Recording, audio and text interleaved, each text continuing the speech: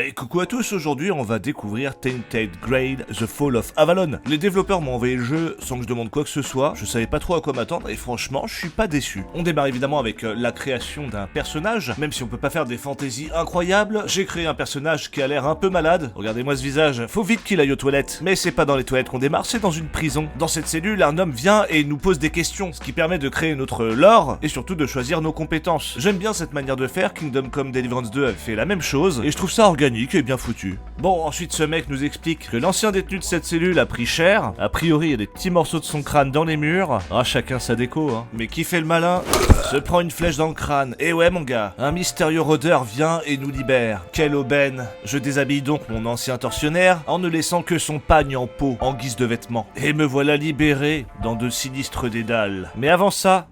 Ah tu fais le malin fils de pute hein. Pardon. Je suis là, on est donc libéré dans de sinistres dédales. J'entre dans la cellule d'à côté et un mec prénommé Ethan a l'air d'être en PLS. Il semble que sa peau soit écorchée, qu'il ait un trou dans le crâne. Bizarre cet endroit, on est dans un film d'horreur ou quoi? Ensuite je croise un garde et je lui défonce la gueule avec mon gros gourdin. Un peu plus loin je croise un autre homme, Helge, qui a l'air d'avoir été torturé. Ses yeux ont disparu, c'est trop bizarre. Au moins il a pas les yeux plus gros que le ventre. On croise une autre personne, une certaine Lisa, qui semble dire qu'elle est guérie. Elle est malade celle-là, t'as pas vu ton teint? Tu ressembles à un steak faisandé. Quel taré. Du coup j'avance un peu, et là je croise un mec. Ah il a l'air vivant, mais mort en même temps, c'est un mort-vivant. C'est donc ça, ici on fait des morts-vivants. Ah bah bonjour l'ambiance. On est donc vraiment dans un film d'horreur. Et bah ça tombe bien, parce que si vous aimez les films d'horreur, avec le code Chèche sur la plateforme Shadows, vous avez un mois gratuit de films d'horreur. Un mois, putain. Vous vous rendez compte? En plus il y a des grosses dingueries qui débarquent régulièrement. Dernièrement on a eu Your Monster, qui raconte l'histoire d'une actrice, Laura, qui reprend du poil de la bête lorsqu'elle rencontre un monstre terrifiant, mais étrangement charmant, qui vit dans son placard. C'est de la comédie, il y a beaucoup d'humour noir, on se régale. Bon, vous avez aussi mon film préféré, Mad A.D. Ouais, je suis désolé, je me lasse pas de la scène où un mec en torture un autre en laissant couler de la fondue sur son visage. Bref, vous avez des dizaines et des dizaines d'autres films, que ce soit des classiques, des films peu connus, des courts-métrages, et évidemment des exclusivités Shadows qu'ils arrivent à avoir spécialement pour leur plateforme. Alors, utilisez le code Chèche pour un mois de films d'horreur gratuits. Merci à Shadows avec un Z. Et si vous savez pas écrire, il y a le lien en description. Sur ce, revenons à notre jeu d'horreur, Tainted Grail. On était en pleine baston contre un zombie. Et je peux vous dire qu'il n'y en avait pas qu'un seul! Bon, ce qui est marrant, c'est que le début de ce jeu ressemble vraiment à un jeu d'horreur. Ça fait penser à Thief, ce fameux jeu de voleur, dans un monde médiéval très très noir. Ici, par exemple, un enfant a grandi trop vite dans le ventre de sa mère, dû à l'exposition à un certain weird. Et voilà le résultat. Belle ambiance, non? Bref, on avance, et au bout d'un moment, un mec me demande de le tuer. Quelle chochotte. Tout ça parce qu'il a 2-3 écorchures. Allez, c'est vraiment pour rendre service. Ensuite, on apprend à faire des potions de soins. Enfin, un petit peu de craft. Bon, croiser des gens malades, des zombies et des trapézistes, ça va 30 secondes. Mais il va où ce jeu? Je comprends pas. Ah, on recroise le rôdeur qui nous a sauvés. Il nous demande de continuer tout droit. Et un peu plus loin, on trouve une statue scintillante qui nous téléporte sur une map de Dark Souls. C'est étrange, mais j'arrive à l'entrée d'une porte et boum, une cinématique super cool apparaît. Une cinématique qui explique qu'après avoir beaucoup combattu, le roi Arthur Pendragon serait mort, mais que sa tombe aurait été souillée, corrompue, qu'on aurait tenté de le ramener à la vie. Je sais pas trop.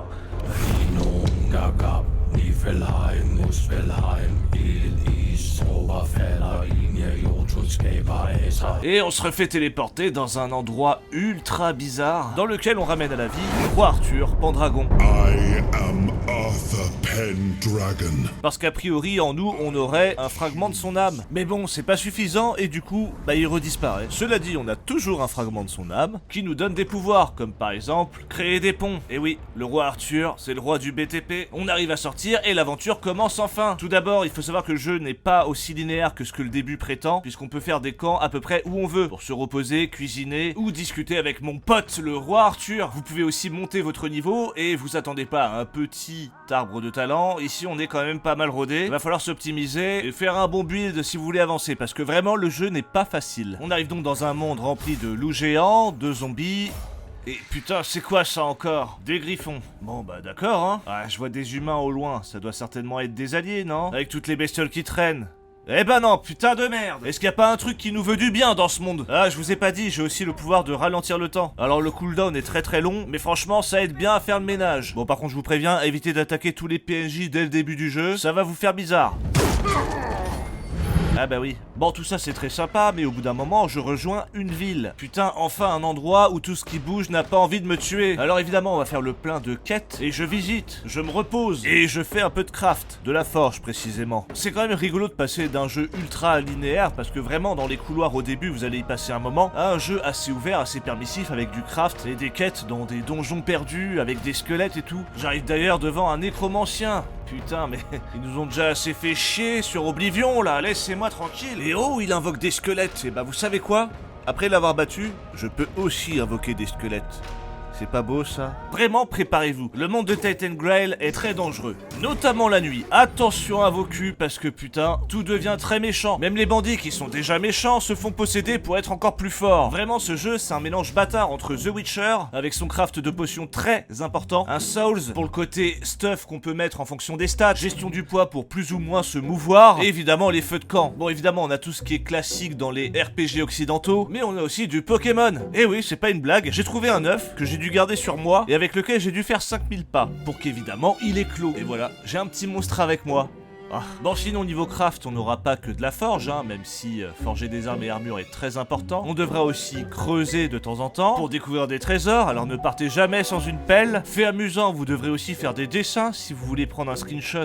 C'est comme ça que ça se passe. Faites pas attention à sa tête, vous voulez pas savoir où elle est, croyez-moi. Et ce qui est marrant, c'est que le dessin reste dans votre inventaire, rendant la chose assez organique, et ça j'aime bien. Dans les mondes ouverts, ça c'est le genre de choses dont il faut s'inspirer. Bon, sinon qui dit forge dit mine de fer, de cuivre et compagnie, donc oui, vous allez devoir farmer un petit peu. Ah, c'est chiant, hein, mais vous n'aurez qu'à vous détendre en pêchant. Ouais, on peut pêcher. Avec un système assez original, ça fonctionne bien. Bon, évidemment, vous aurez compris que le but de ce jeu, ça va être de rassembler un maximum de fragments pour le roi Arthur, afin qu'il puisse revenir à la vie. Sauf qu'il y en a qui sont pas trop d'accord avec ça. Alors en vrai, je sais que le jeu donne cette impression d'un jeu un peu balèque, indépendant, qui manque peut-être un peu de personnalité. La DA est très sobre, on se sent très vite esselé, et pourtant le jeu m'a embarqué pendant plus de 20 heures, qui m'ont fait sortir un peu de sang par le nez, certes, mais sur lesquels j'ai pris un peu de plaisir. Et surtout, bah en fait, j'ai fait que la première partie du jeu. J'ai à peine accédé à la deuxième zone. Alors je dois pas être très doué, hein, parce que ça indique 50 à 70 heures de jeu. Mais bon, très peu pour moi, hein. J'ai un vrai métier. Ok, c'est de tester les jeux, mais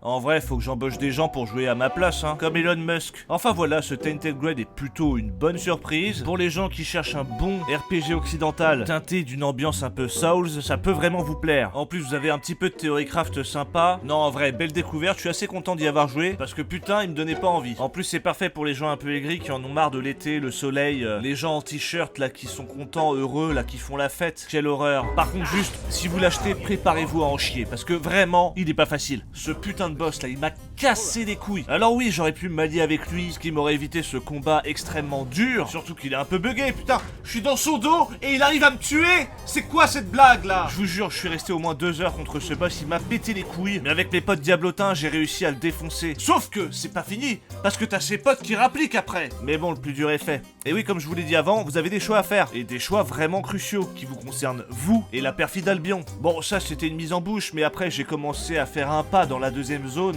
Je me suis fait lessiver. Alors je sais pas si c'est parce que mon build pue du cul, ce qui est possible, hein, mais mon cul était aussi large que ce cratère. Enfin voilà, c'était la découverte de Tainted Grail, Fall of Avalon. N'hésitez pas à mettre ce que vous pensez de ce jeu en commentaire. Moi de mon côté, je vais profiter un peu de quelques vacances bien méritées, parce que jouer aux jeux vidéo toute la journée, toute l'année, on n'imagine pas, mais c'est super fatigant. Évidemment, j'en fais des caisses, je suis le mec le plus heureux du monde. Allez, des bisous, et à la prochaine, ciao ciao.